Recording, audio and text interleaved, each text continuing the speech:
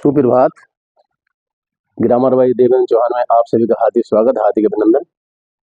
भैया बहनों, आज की इस वीडियो में हम बात कर रहे हैं यूपी बोर्ड इंटरमीडिएट एग्जामिनेशन में आए हुए top 15 sentences synthesis complex sentence non class.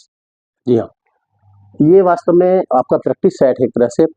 मैं यहाँ पर आपको रूल्स तो खैर कम बताऊंगा, फंडे बताऊंगा, आपको ट्रिक्स बताऊंगा।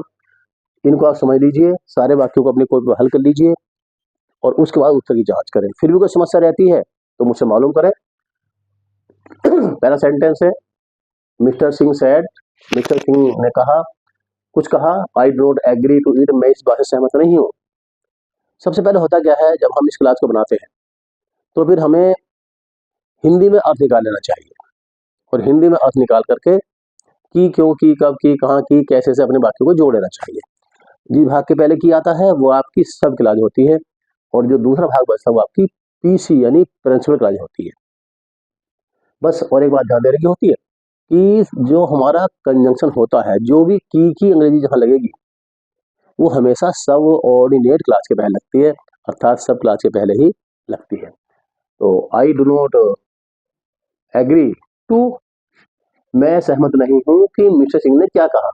मैं सहमत नहीं हूँ कि मिस्टर सिंह ने क्या कहा, अर्थात I do not agree to और समथिंग का हो जाएगा व्हाट। व्हाट का प्रयोग करेंगे सबको पीसी से जोड़ने के लिए, अर्थात I do not know to what mister Singh said.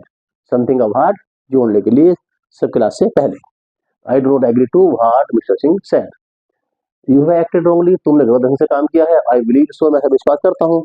I believe that, मुझे विश्वास है कि तुमने गलत काम किया है। मुझे विश्वास है अर्थात ये पीसी होगी, कि तुमने गलत काम किया है ये सब क्लास हो गई।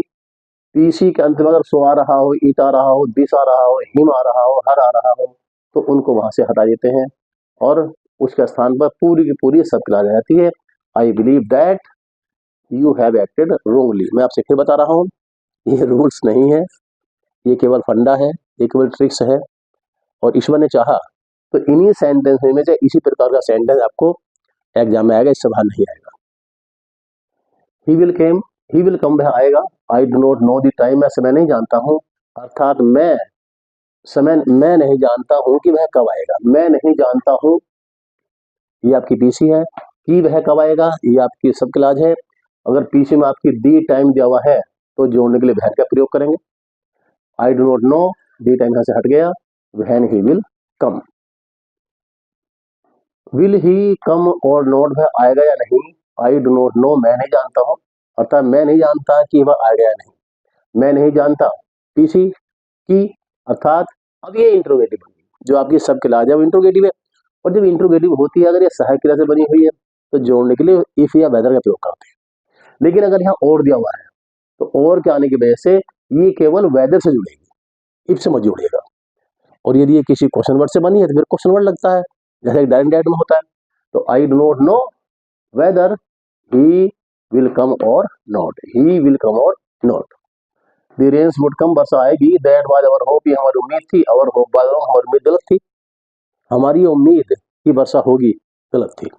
हमारी उम्मीद की वर्षा होगी गलत थी, अर्थात आवर होप और hope news, message, rumour, statement, ये जहां भी आपके पीसी में आएंगे आपकी सब क्लास अर्थात सब ऑर्डिनेट क्लास ठीक इन शब्दों के बाद ही पहुंच जाएगी।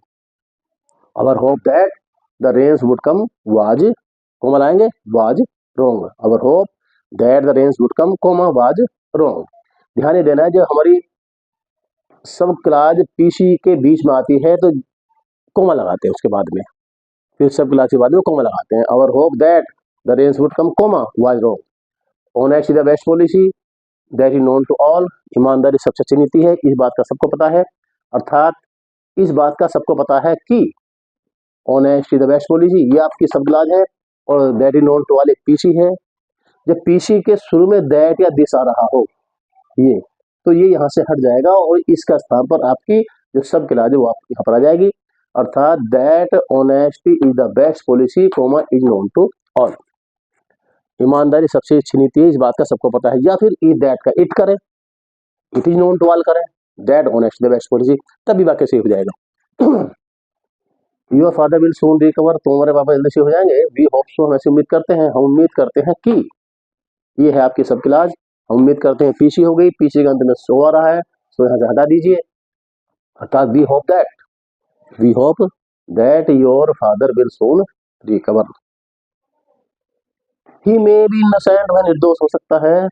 आई डू नॉट नो इट, मैं इस बात को नहीं जानता हूँ, था मैं नहीं जानता हूँ कि वह निर्दोष है, मैं नहीं जानता हूँ कि वह निर्दोष है। पीसी में ईट आ रहा है, यहाँ से हट जाएगा।